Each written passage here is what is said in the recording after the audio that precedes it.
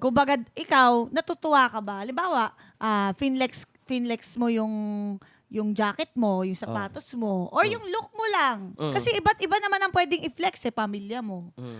Ano yung feeling na nakukuha mo when you post it? Ako kasi, Ikaw for you, ako na kasi, hindi mo Ate pa Cha, nababasa yung comments, ha? sa gamit kasi, hindi ako talaga ma-flex like OOTD. Hindi ako ganun. Mas more on flexing ako siguro sa mga bata.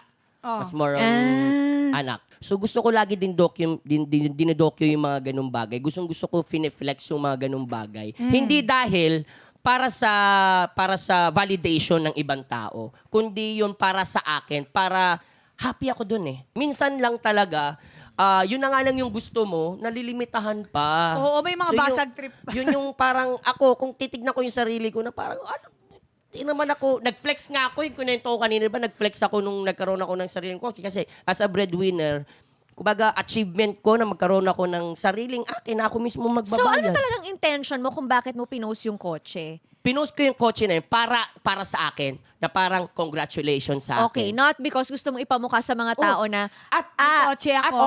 may bago hindi yun. ang kotse. At maging, sabi ko, breadwinner ako.